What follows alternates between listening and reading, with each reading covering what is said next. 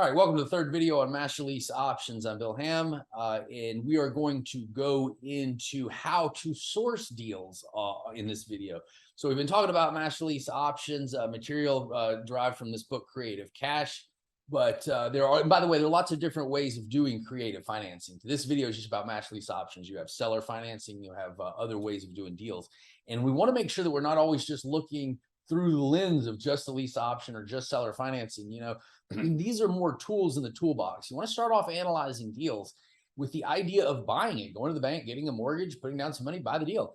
If those numbers don't work, instead of throwing the deal in the trash, excuse me, we want to then kind of pull it out and say, what would make the deal work? And can I make the deal work with this master lease option structure? All right.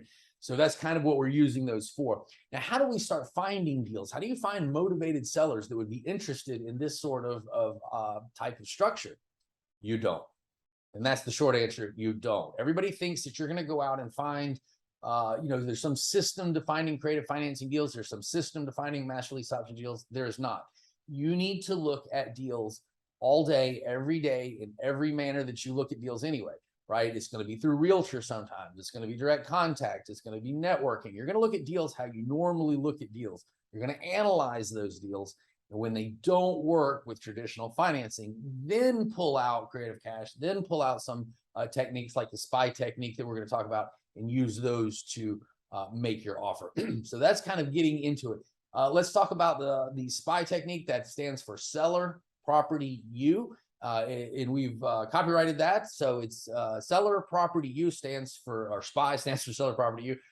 That's the order in which you're going to want to analyze deals. All right. So when you're out looking at stuff, you're out just talking to realtors, looking at properties, talking to sellers, look for a seller that has a need, right? And that's why I start with seller. What I did a long time ago is to kind of study people, my students that were being successful with lease options and seller financing and some that weren't. And I kind of said, what's the difference between the two groups? And what I realized was that the students that were being successful were kind of following the SPY technique. They were starting off by creating value for the seller first, not themselves first. Then they would look at the property and they would say, okay, what's wrong with the property? Does my offer solve the physical issues? And then last, they would look at themselves and say, okay, does this offer work for me? And that's where I created the SPY technique, was by watching successful students, and it works. So it's Seller Property U, and that's how you want to kind of problem solve when using creative financing. Talk to your seller, figure out what's going on with them, what motivates them. Probably going to take you a few times of asking to find out. You would be surprised how often a sale is not motivated by money. How often someone is selling a property because they're a distressed landlord, they're burned out, they're tired, toilets trash, tenants, they just had enough.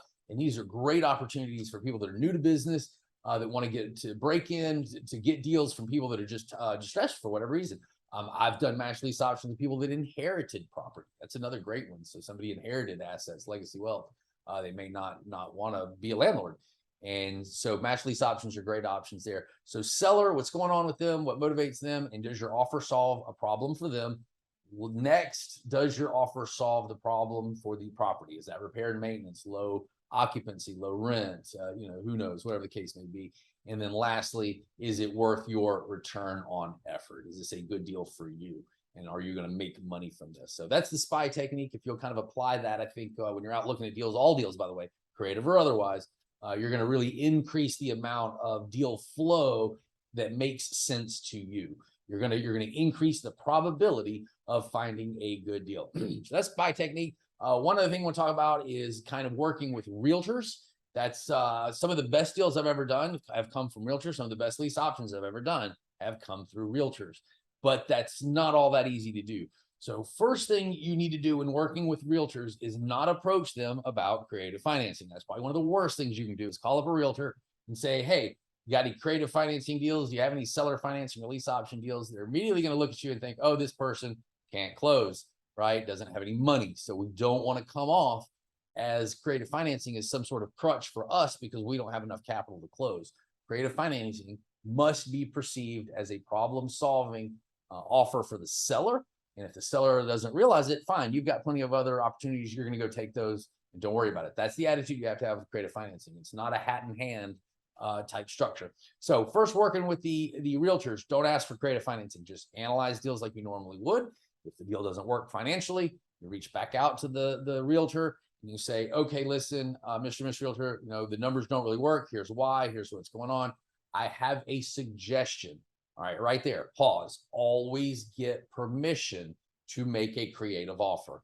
Do not go around just submitting master lease option offers or LOIs for seller financing, things like that, and surprise a realtor. That kind of offer can make a realtor look bad. They have a legal responsibility to turn the offer in if you submit it, right? A fiduciary responsibility. And so you don't want to force realtors to make offers they're uncomfortable with. That can damage the relationship with you and the realtor. And they're the ones that are going to feed you deals in the future. So call them up, say, hey, the deal doesn't really work. Here's why. I have a suggestion. Here's a structure. Okay, now you may need to be able to explain a lease option or a master lease option. So if you're not fully versed in that, get the book here, get the material, but you're probably going to have to explain to that realtor how a master lease option works. And you really want to focus on two things in here. How are they going to get their commission, number one, and how is the seller going to get paid, number two? Now, we've already talked about how the seller gets paid. That's in the option to purchase. What you want to do with that realtor is let them know immediately that you're going to protect their commission. What you do is you take their commission and you include it in the option to purchase document. All right. And so that's included in that option to purchase. That way, when you go to buy the property, it's in the legal agreement that you're going to pay that realtor their commission. Are they deferring the commission? Yes, they are, but it's better than no commission, right? Maybe you have to share some cash flow with the realtor. Maybe you have to do something creative to get them on board. Who knows? I've done all kind of crazy stuff to get realtors to do deals with me, but that's what you got to do. Write them into the option contract. And then one last tip, have all of this recorded at the courthouse. Do not do a master lease option on the hood of your car. Do not go out and just sign these things that you find online. Seek legal advice. Find an attorney that understands and has experience with master lease options. Always go to a closing. Always use an attorney to close these transactions. Even if the other side is not going to hire an attorney, that's fine. You better have one. You better have representation. And don't get into these contracts without legal representation. Trust me, you'll regret that. And have a closing attorney do this. They'll record this contract against the title. By the way, that will stop that seller from selling that property in the future. If someone goes to pull title, they see your option to purchase, that'll cloud that and stop them from selling the property out from under you someday in the future. So I hope this helps. That's master lease options for me. And now I'm actually going to turn it over to Gino here. He's got a few extra points for us. Now, you may be asking yourself, why did Bill write the book Creative Cash? Well, one of the reasons is my wife forced me to do it. The second reason is it was rattling around his head. The third reason is his first 400 units, he didn't walk into a bank. He just didn't. He was all creative financing. And I think the next one is between the two of us, we've done over $20 million in creative finance deals. So we do know a little bit about the topic, I think. And go buy the book, because Bill's talked about the SPY technique. In the book, there's the 3 pillars of real estate as well. And this strategy right now, Bill got excited as he was writing it. We timed the market. We thought the market was going to slow down sooner than what it did. But this technique works in every phase of the market. We just did a seller finance deal a little while ago in the height of this market.